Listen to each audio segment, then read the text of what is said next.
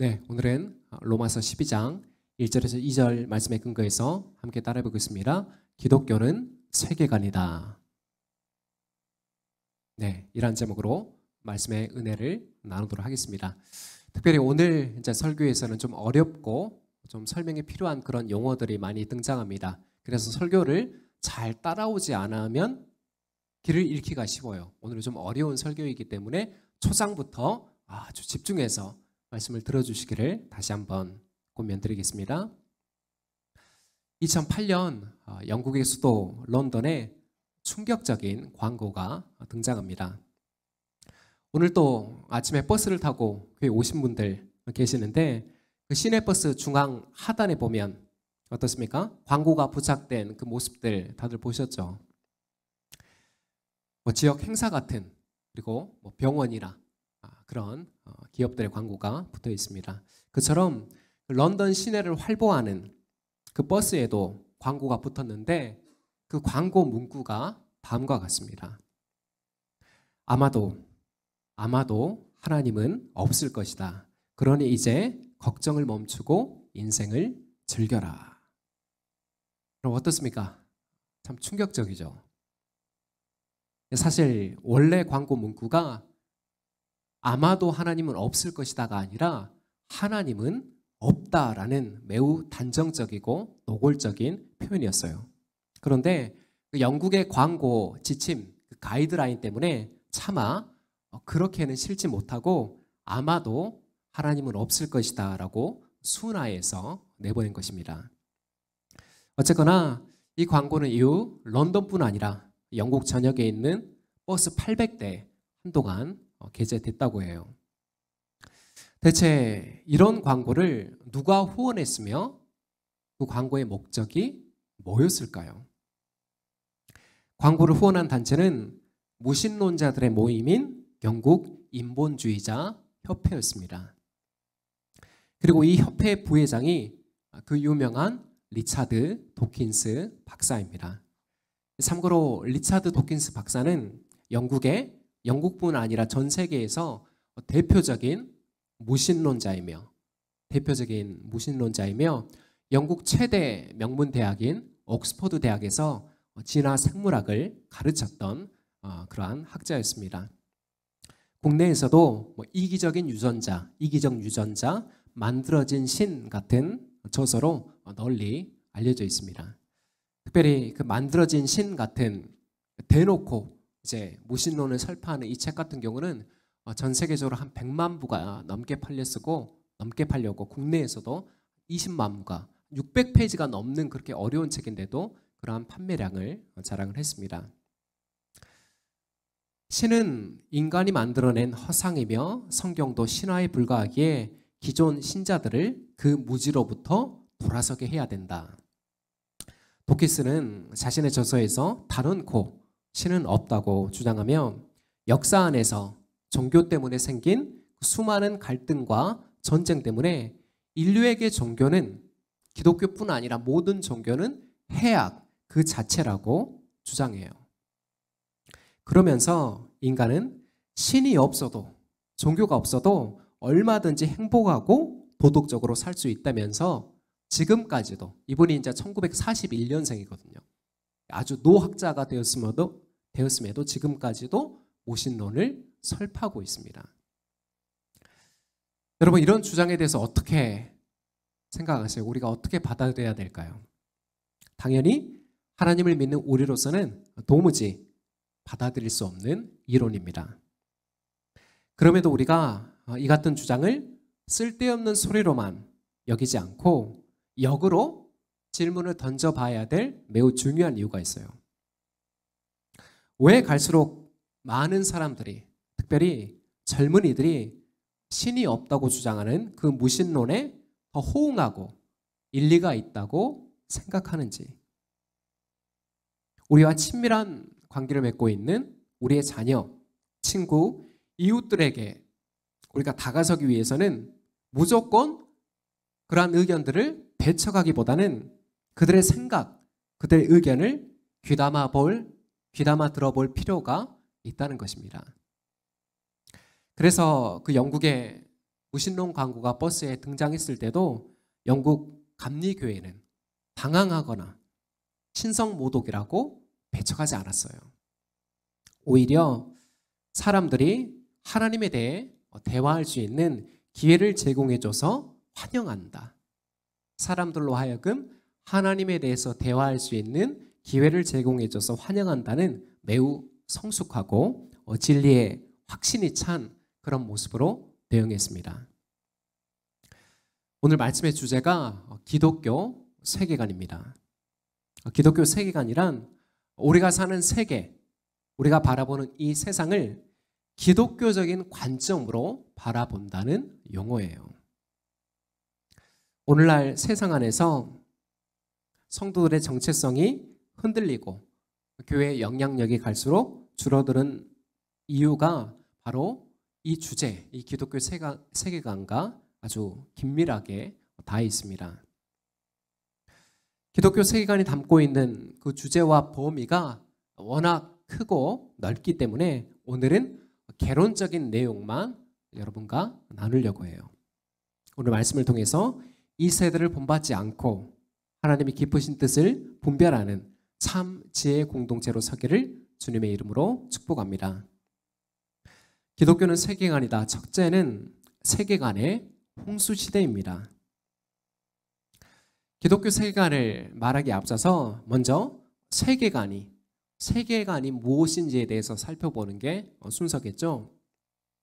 세계관, 월드뷰라는 용어는 조금 전에 제가 말한 대로 우리가 지금 살아가는 이 세계, 이 세상을 바라보는 관점이에요.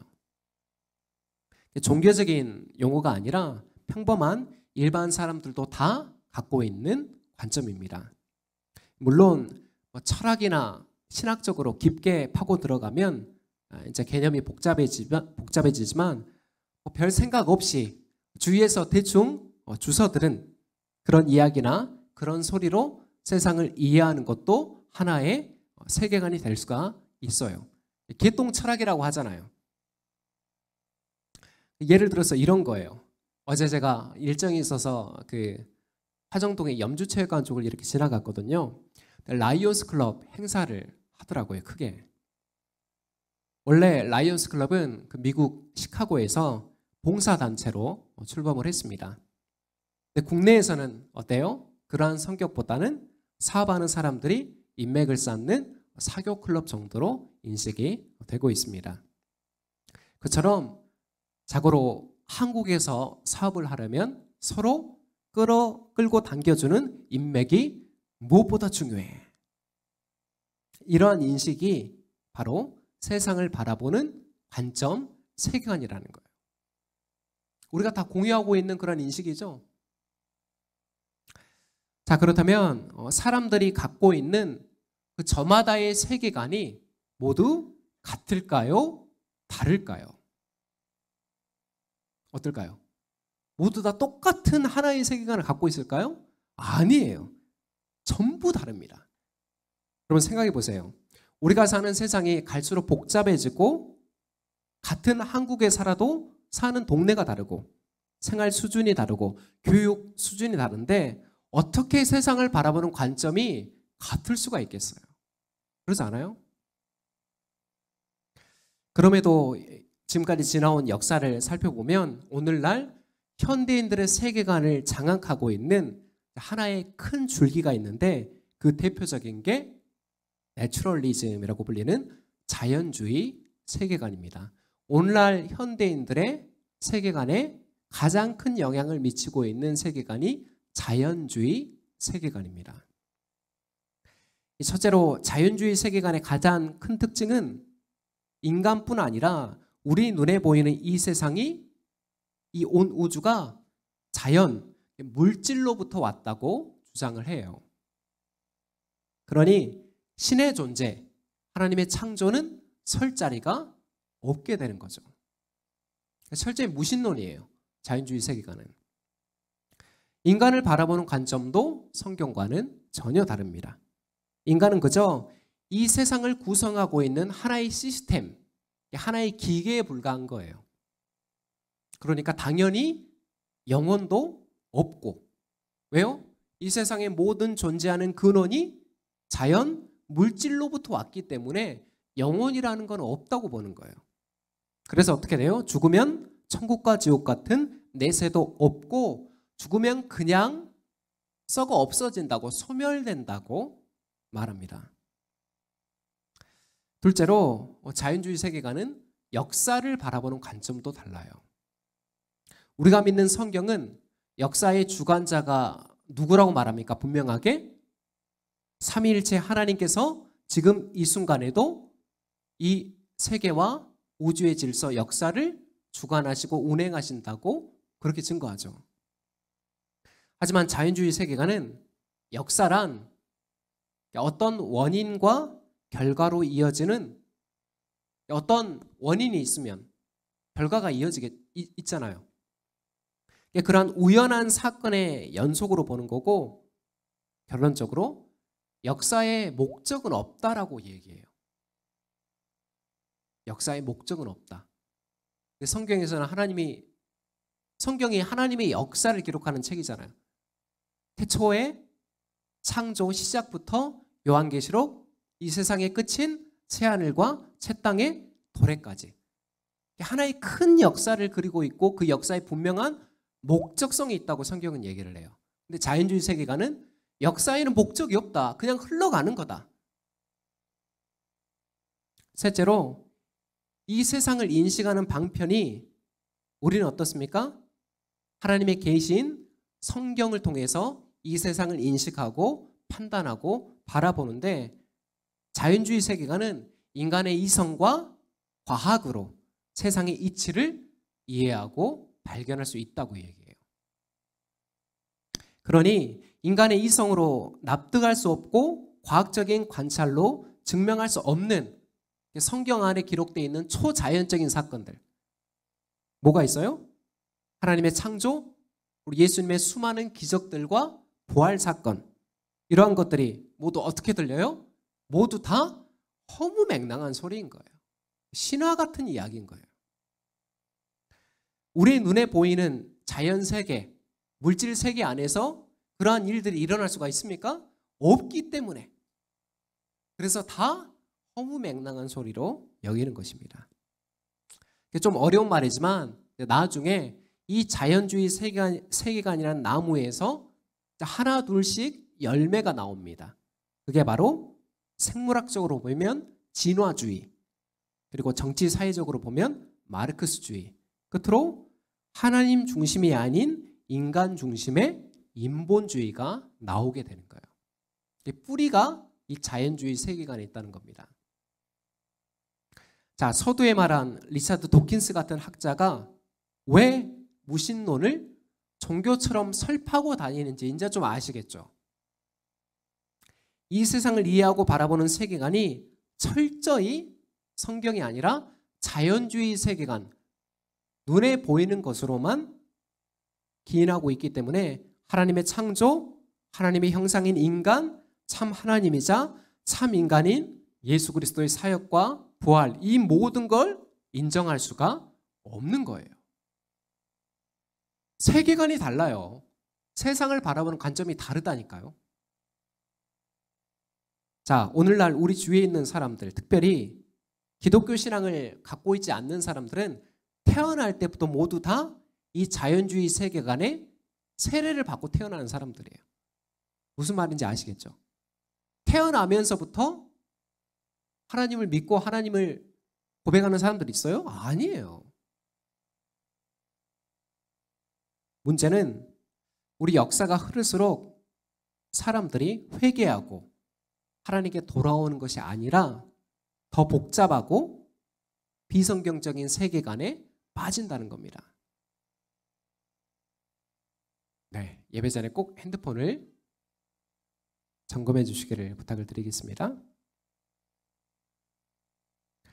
자연주의 세계관뿐만이 아니라 만물의 근원이 물질에서 나온다는 유물론, 그리고 아니다, 물질이 아니라 정신에서 나온다는 유심론, 아니다, 자연이 곧 신이고 신이 곧 자연이다라는 범신론, 그 밖에도 합리주의, 감각주의, 허무주의, 뉴에이지, 끝으로 오늘날 정치, 사회, 경제 모든 영역에 깔려있는 이 시대의 사조, 이 시대의 시대 정신이 뭐냐면 포스트 모더니즘이라고, 후현대주의, 포스트 모더니즘이라고 부르는데, 이처럼 지금 우리가 살아가는 이 세상이 각종 세계관의 홍수 속에 있다는 사실을 교회와 성도가 명확하게 인식하고 이해하고 분별해야 하는 것입니다.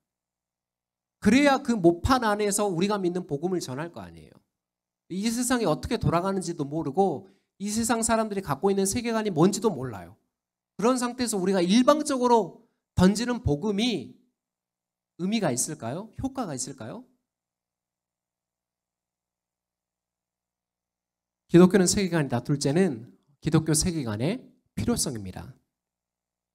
다음으로, 그렇다면 세계관의 홍수 시대에 기독교 세계관이 왜 필요한가에 대한 이야기를 나눠보도록 할 텐데요. 이 질문에 대한 답을 명확하게 이해하기 위해서는 역으로 오늘날 교회 안에 팽배한, 오늘날 이미 교회 안에 들어와 있는 비성경적인 세계관을 먼저 살펴봐야 하는데, 그 정체가 뭘까요? 교회 안에 들어와 있는 비성경적인 세계관의 정체가 뭘까요? 바로 이원론적 세계관입니다. 메모를 해두십시오. 이원론적 세계관입니다. 이원론이 뭐냐면 서로 대립하는 두 가지 원리로 세상을 바라보는 관점이에요.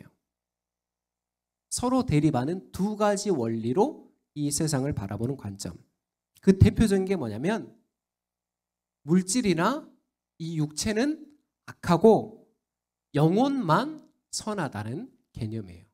이원론에서 가장 대표적인 특징이 인간의 육체나 이러한 물질은 악한 것이고 오직 뭐만 선하다는 거예요? 인간의 영혼만 선하다는 겁니다.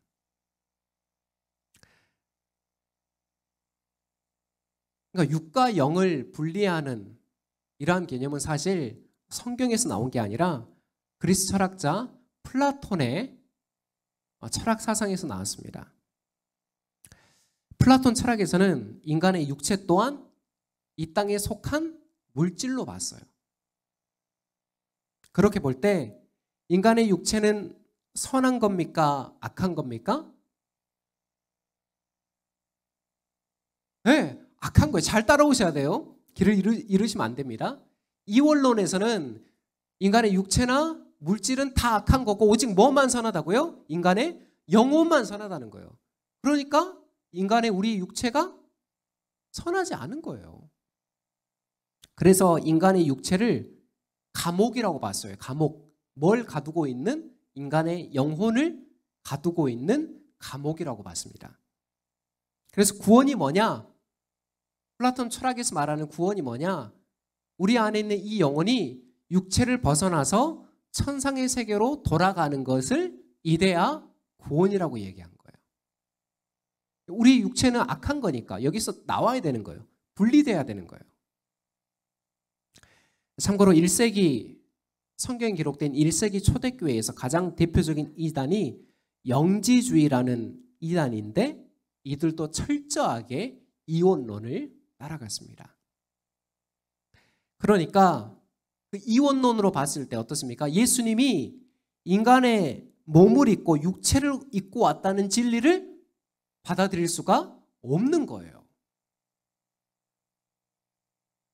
어떻게 거룩하신 하나님이 더럽고 추악한 인간의 육체를 입고 오실 수 있냐면서 예수님의 성육신, 하나님이 인간의 몸을 입고 오신 그 성육신 사건을 전면 부인하는 거예요.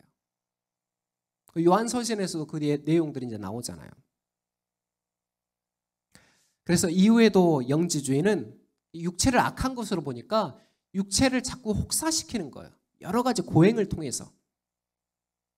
그리고 자연스러운 하나님이 인간에게 주신 성적인 욕구나 성관계나 이런 모든 것을 죄악시하는 금욕주의로 나아가게 되는 것입니다. 그래서 카톨릭의 그런 수도운동이나 결혼을 하지 않는 이 모든 것들이 다 여기에서 영향을 받게 되는 거예요. 자, 그렇다면 오늘날 교회 안에 뿌리 내린 이원론이 어떻게 작동을 하고 있을까요? 교회 안에 이원론이 뿌리 깊게 들어와 있다는 사실을 우리가 어떻게 구체적으로 알 수가 있을까요? 자, 보세요. 영적인 영역, 곧 말씀 읽고 기도하며 예배하는 일은 우월한 거예요. 반면 육적인 영역, 뭡니까? 교회 밖에서 일하고 밥 먹고 쉬는 것은 열등하게 인식하는 것입니다. 영적인 일은 우월한 것이고 교회 밖에서 행하는 육적인 일은 뭐라고요? 열등한 것으로 보는 거예요. 몇 년 전부터 대한민국에 그야말로 트로트 열풍이 불었습니다. 저희 체린이도 임영웅이 부른 울면서 후회하네. 그 노래를 다 외울 정도니 말 다 했죠. 지금도 유튜브에서 그 울면서 후회하는 영상이 2,300뷰가 넘었어요.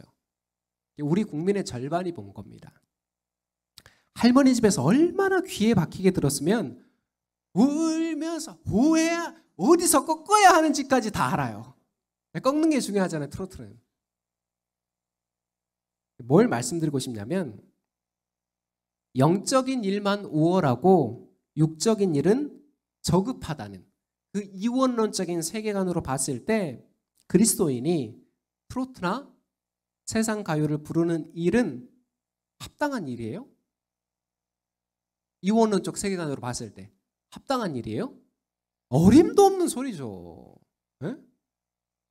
그 시간에 그 보혈 찬송 메들리, 우리 젊은 친구들은 모르는데 예전에 그 보혈 찬송 메들리 그 테이프가 있잖아요. 그거를 늘어질 때까지 24시간 들어도 모자랄 판인데 어디서 불경스럽게 예수 믿는 사람이 트로트를 듣냐고 용납할 수가 없는 일입니다. 실제로 그랬던 사람들이 있어요. 자기는 절대 가요나 그런 거 듣지 않고 자기는 오직 찬송만 듣는다고. 자기 TV도 보지 않고 늘 기독교 채널만 본다고. 그런 사람들이 있어요. 이게 지금 마냥 웃자고 제가 하는 이야기만은 아닙니다. 자, 다음으로 교회 안에 뿌리 내린 이원론은 메모를 해두십시오. 교회와 세상을 철저하게 분리시킵니다. 뭐와 어디와 어디를요? 교회와 세상을 철저하게 분리시킵니다. 현재 우리가 예배드리는 이 장소가 여러분 정확히 말하면 예배당인가요? 성전인가요? 예배당이에요? 성전이에요? 예배당이죠. 그런데 왜 아직까지 예배당을 성전이라고 부르는 그리고 그렇게 가르치는 목사와 교회가 있을까요? 여러분 구약 시대에서 성전이 뭘 상징합니까? 하나님께서 임재하시는 유일한 장소죠.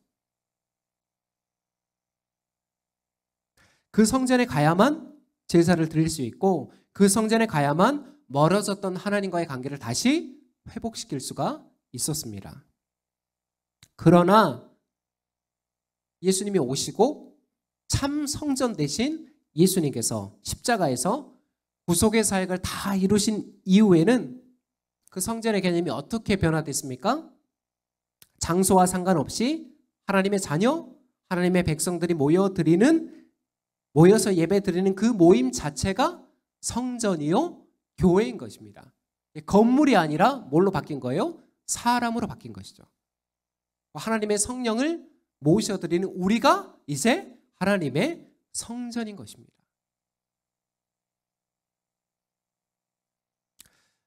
여전히 교회에서 하는 영적인 활동만 거룩한 일이요, 세상에서 하는 일은 속되다고 가르치는 목소리가 여전히 팽배해요, 여러분. 서울에 있는 한 대형교회는 밤낮 가리지 않고, 정말 밤낮 가리지 않고 열정적으로 전도를 합니다. 대학가, 학원가, 지하철역, 사람들이 붐비는 장소라면 평일, 주말 가리지 않고 전도지를 나눠주는데 정말 그 모습만 놓고 보면 존경스러울 정도예요. 어떻게 저렇게 할 수가 있을까? 그 모습 자체만 놓고 보면. 자, 그러던 중에 우연히 그 교회에 출석하던 분의 제가 이야기를 듣게 됐습니다. 근데 참 씁쓸했어요. 그 교회 교인들이 늘 교회 밖에서만 전도지를 뿌리는 이유가 사실 따로 있었습니다. 그 교회는 예배와 행사 그리고 각종 모임들이 많기로도 정말 유명해요. 어느 정도냐면 그 교회 직분자라면 서리집사 이상, 안수집사, 권사, 장로 그런 직분자들이라면 거의 매일 교회에 간다고 해도 과언이 아니에요. 교회에서 사는 거예요, 진짜로. 물론 그 열심 자체를 비판하려는 의도는 여러분 제가 결코 없습니다. 그 열정적인 불응의 열정, 복음 전도, 그리고 교회에 대한 헌신 그 자체를 비판하려는 게 아니에요. 뭐가 우리가 잘 생각해 봐야 되냐면 매일 그렇게 교회를 가면 어떤 문제가 발생합니까? 매일 일과를 마치고 직장을 마치고 그렇게 교회를 가면 학생이나 주부처럼 가정 있는 사람들, 부모나 배우자, 자녀를 돌봐야 되는 사람들은 그 시간이 있어요? 그 시간이 없어요. 직장인들은 어때요? 직장 끝나자마자 불이 나게 교회로 달려가면 회사 사람들과 회식도 하고 여러 가지 MT나 아니면 뭐라고 하죠? 여러 업무를 위해서 이렇게 1박 2일로 가는 게 워크숍 같은. 그런데도 가야 그 직장 동료들과 소통할 수 있는 기회가 생기는 거잖아요. 근데 전혀 그런 기회가 없는 거예요. 의도적으로 다 박탈시키는 거예요. 결국 그렇게 교회만을 위한 삶으로 일상이 사라지게 되면 어떻습니까? 그 주변에 있는 사람 누구에게도 본이 되는 크리스천의 영향력을 끼칠 수가 없는 거예요. 가정에서도 직장에서도 어디에서도. 교회에서는 늘 행사를 앞두고 보험회사 뺨칠 정도로 전도에 압박을 줘요. 그렇게 극심하게 압박을 주는데 그러니까 내 삶을 뻔히 아는 가족들에게 전도를 하겠어요? 친구들에게 전도를 하겠어요? 아니면 직장 동료들에게 전도하겠어요? 그들과 보낸 시간이 없는데 그들의 내가 본이 되었던 섬김을 했던 헌신을 했던 이력이 없는데 그러니까 남는 방법이 뭐예요? 교회 밖에 나가서 그냥 불특정 다수에게 전도지를 뿌리는 일밖에 없는 거예요. 그래서 이게 씁쓸한 거예요.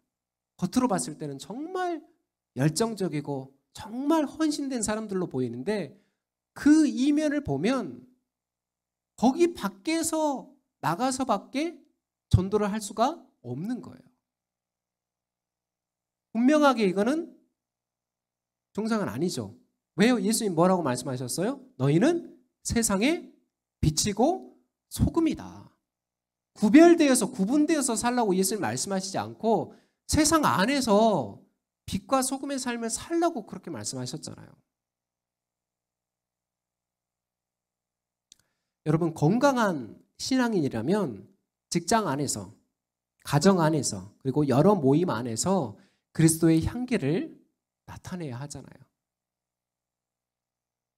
하지만 그간 교회 밖의 활동을 철저히 속된 것으로 여기며 어떤 섬김도 어떤 희생도 감수하지 않았기 때문에 교회 안에서는 그토록 박수받고 칭찬받는 사람이지만 교회 밖에서 그리고 가정에서 직장에서는 철저하게 이기적이고 무능력한 사람으로 취급받게 되는 거예요.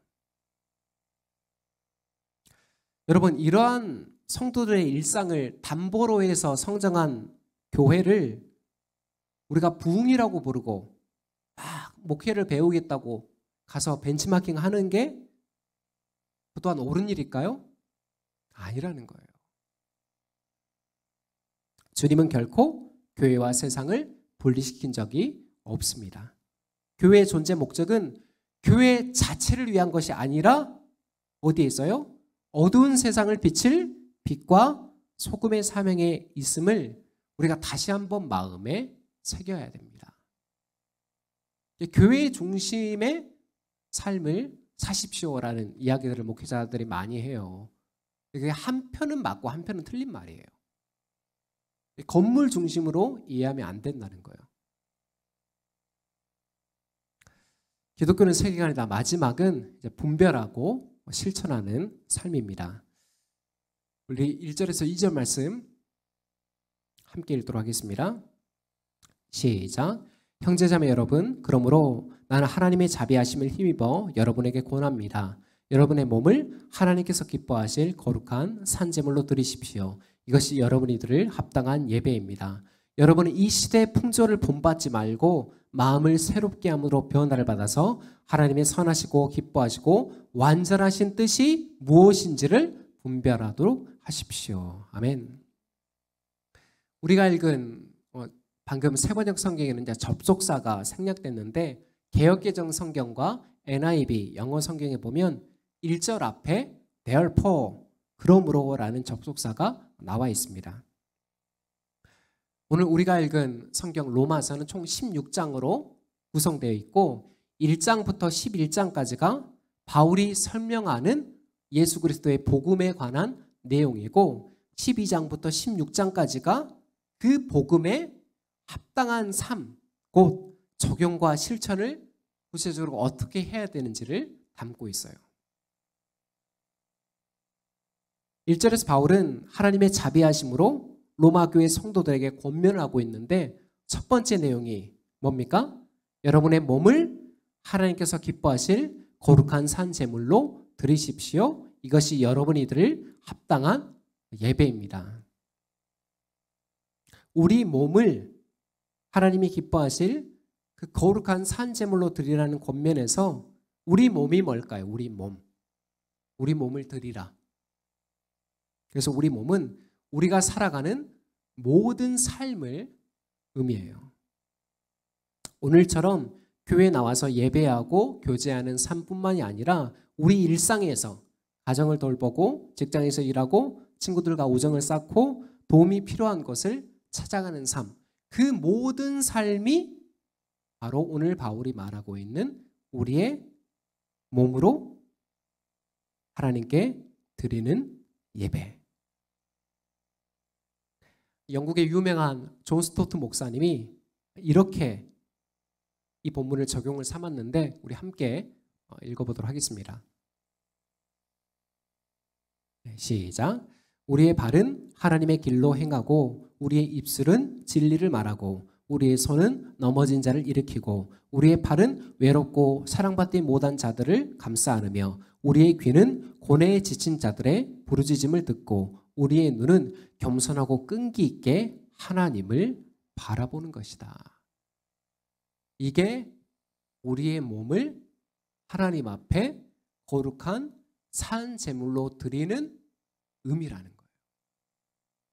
결코 모호하거나 결코 영적이거나 영적 의미만 있는 것이 아니라 모든 삶.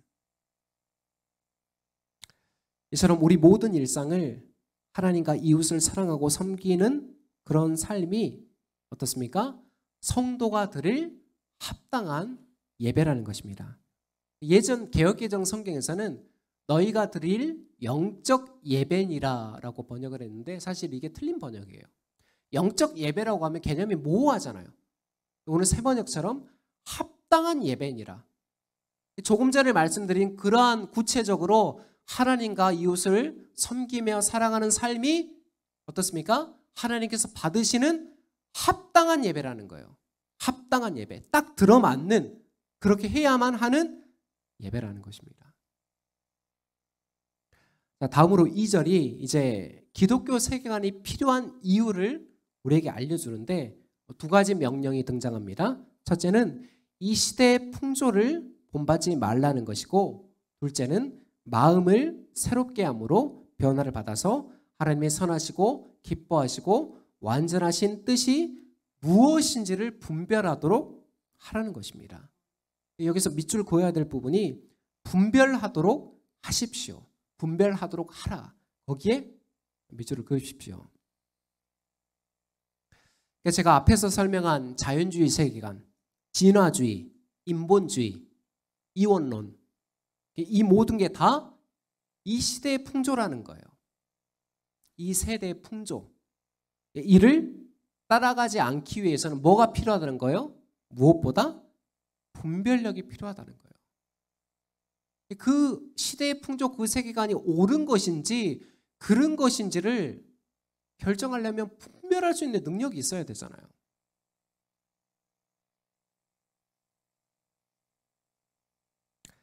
자, 이제 기독교 세계관에 대한 정의를 마지막으로 살펴보도록 할 텐데요. 기독교 세계관에서 가장 우선되는 전제, 가장 첫 번째로 나오는 전제가 뭐냐면 창세기 1장 1절이에요. 우리 다 같이 한번 암송해 볼까요? 태초에 하나님이 천지를 창조하시니라. 여기서 말하는 천지란 단순하게 하늘과 땅만을 의미하는 게 아니라 뭐예요? 이 자연과 우주에 하나님의 손길이 미치지 않는 곳은 하나도 없다는 겁니다. 풀어서 설명하면 교회, 가정, 정치, 경제, 사회, 직장, 사업, 문화, 예술, 교육, 의료, 스포츠, 인간의 손길이 미치는 모든 영역이 신앙의 영역이고 하나님의 관심사라는 뜻이에요. 요즘 한 사람의 목사 때문에 정부 여당인 국민의힘 안팎으로 잡음이 끊이지가 않죠. 여러분, 목사가 정치에 참여해도 됩니까? 참여해도 됩니까? 정치에 참여해도 됩니다. 네, 권사님 괜찮아요. 혼자만 그렇게 대답하신 거 아니에요. 잘 들어보세요. 참여하지 못할 이유가 없어요. 제가 말씀드렸잖아요. 다만 조건이 있다면 편향적이고 왜곡된 행태가 아니라 올바른 기독교 세계관에 입각한 모습이어야 하겠죠.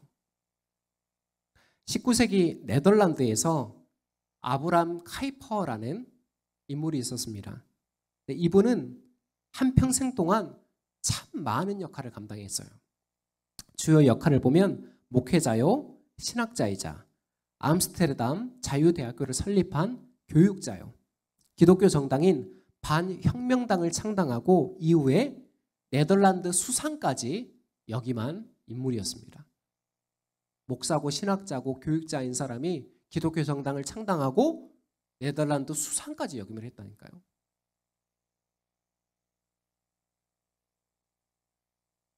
그가 기독교 세계관에 있어서 남긴 유명한 명언이 있는데 우리 함께 읽어보도록 하겠습니다.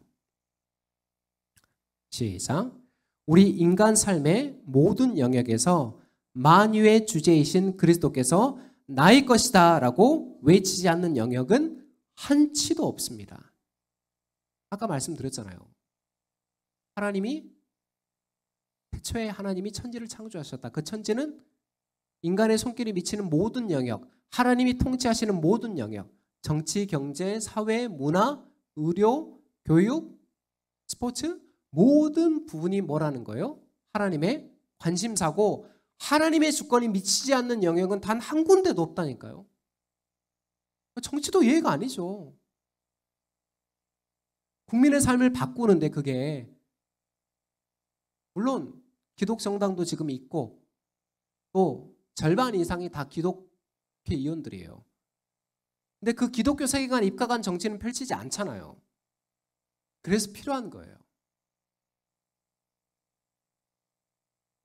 아브람 카이퍼는 그가 남긴 여러 저서를 통해서 인간의 모든 삶에 미치는 하나님의 주권을 강조했을 뿐만이 아니라 그러한 성경적인 세계관이 단지 이론이나 관념에 그치지 않고 실천적으로 가능하다는 것을 역사적으로 보여줬던 인물이에요.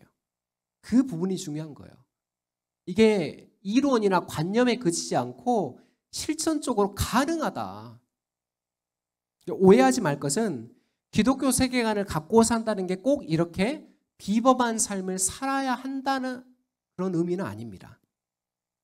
우리의 일상, 작고 소소한 일이라도 그 일 또한 하나님의 손길과 하나님의 통치가 미치는 영역이기 때문에 우리가 마음과 신앙과 삶을 그 안에 담아야 된다는 뜻이에요.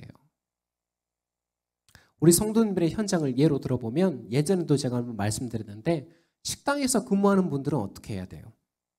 조미료 많이 쓰지 말고 원산지 속이지 말고 건강한 음식을 사람들에게 제공하는 일, 그 또한 하나님을 예배하는 아름다운 삶이라는 거예요. 내 선자리에서 기독교 세계관에 입각해서 실천하는 삶이라는 거예요. 우리 학생들, 윤석이 어떻게 해야 돼요? 열심히 공부하고, 여기서 열심히는 의미가 다 이해하는 게 달라요. 하나님께서 내게 주신 재능과 은사를 발견하고 그 가능성 있잖아. 그 가능성을 날마다 키워가는 삶이 하나님께 드리는 최고의 그게 예배인 거예요. 공직에 계시거나 기타 비즈니스를 하시는 분들은 그 맡은 자리에서 사업만 따내고 이웃만 남기는 것이 아니라 그것을 넘어서 우리 사회에 기여할 수 있는 공적인 가치를 위해서 헌신하는 것이 삶의 예배이고 기독교 세계관에 입각한 실천적인 삶이라는 것입니다. 과거에 한국교회가 그렇게 1200만 성도를 자랑했는데 그러면 거의 인구의 4분의 1이었잖아요. 그 사람들이 기독교 세계관에 입각한 삶을 살았으면 우리 사회가 혁명적으로 변했을 거예요. 그렇지 않아요? 그러니까 기독교는 수에 있는 게 아니라 영향력에 있다니까요. 영향력이 있어요. 구한 말 3%도 안 됐다고 제가 여러 차례 말씀드렸잖아요. 기독교인 비율이. 물론 우리가 이렇게 노력하며 열매 맺는 삶이 결코 쉬운 일은 아니에요. 현실적인 문제들, 손해들을 감수해야 되는 경우들도 있기 때문에. 하지만 그럼에도 변하지 않는 것은 우리가 기독교 세계관을 꾸준하게 배워가며 성장해야 한다는 것입니다. 특히 우리 지금 자라나는 지금 10대 친구들, 기독교 세계관 교육을 해야 돼요. 왜요? 모든 이 친구들이 배우는 교육과 바라보는 문화가 어디에 입각해 있다고요? 자연주의 세계관에 뿌리를 두고 있기 때문에. 네? 기독교 세계관으로 교육을 해야 된다는 겁니다. 자, 끝으로 이제 기독교 세계관의 핵심을 다시 한번 제가 정리하겠습니다. 기독교 세계관에서 중요한 핵심 첫 번째는 하나님께서 이 세상과 인간의 창조주가 되신다. 두 번째는 인간은 하나님의 형상으로 창조된 고귀한 존재다. 세 번째, 비록 인간의 타락으로 하나님의 형상이 훼손되었지만 예수 그리스도의 구속으로 말미암아 그 형상이 다시 회복된 거예요. 형상이 아예 소멸된 게 아니라 형상이 훼손된 거예요. 자동차 앞에 범퍼 부딪히면 찌그러진 거. 가게 가면 다시 펴주잖아요. 그거예요. 바울이 뭐라고 얘기해요? 그러므로 이제 그리스도 예수 안에 있는 사람들은 새로운 피조물이 됐다가 그 뜻이에요. 하나님의 형상이 회복됐다. 자, 네 번째. 그러므로 성령으로 거듭난 하나님의 백성, 하나님의 자녀는 예수 그리스도의 구속과 평화의 관점으로 인간과 사회와 문화와 자연을 바라보고 대하고 섬겨야 한다는 것입니다. 예전에 제가 생태계 문제도 다뤘었죠. 하나님이 창조하신 이 질서를 우리가 보존해야 될 사명을 받은 거예요. 그 인간에게 주신 문화 사명입니다. 이러한 세계관이 없는 사람들 어때요? 예수 믿어도 담배 꽁초 아무 데나 버리고 쓰레기 아무 데나 버리고. 자, 말씀을 마무리합니다. 제임스 오어라는 신학자가 오늘 설교 제목처럼 기독교는 세계관이다. 기독교는 세계관이다 라는 말을 남겼습니다. 이는 기독교가 개인적으로 죄를 용서받고 구원받는 그런 종교를 넘어서 인생을 대하고 세계를 바라보는 그 가치관을 변혁시키는 능력이 있다는 뜻이에요. 기독교는 세계관이다라고 말할 때 한국교회의 문제가 지금 뭐냐면 기독교를 예수님을 나만의 개인적인 주님으로 축소시켜버린 거예요. 근데 성경이 말하는 구원은 뭐예요? 온 우주와 온 피조물의 구원이에요. 거기까지 가는 게 진정한 구원의 의미입니다. 이걸 축소시키면 안 돼요. 그걸 넘어서야 돼요. 자, 그런 면에서 제가 지금 이 강단에서 전하는 설교 또한 어때야 되겠습니까? 단순히 종교적인 위안만을 넘어서는 것을 주는 것을 넘어서 세속의 가치에 물들고 오염된 우리의 세계관을 한 주 살다 보면 때가 묻잖아요. 그러한 세속적인 세계관을 교정하면서 세탁하면서 삶과 실천이 있는 하나님의 백성으로 세우는 데 목적이 있는 것입니다. 그래서 한 편 한 편의 설교가 어떻게 보면 다 기독교 세계관에 입각한 설교예요. 이제 예배를 마치면 또 한 주의 삶이 시작되죠. 짧은 기도문으로 오늘 설교를 마치도록 하겠습니다. 오 주님, 차별과 혐오 그리고 분쟁과 갈등으로 얼룩진 이 한국 사회를 생명과 평화의 복음 그리고 그의 합당한 삶으로 치유해가는 우리 팔로 공동체로 쓰임받게 하옵소서. 함께 기도하겠습니다.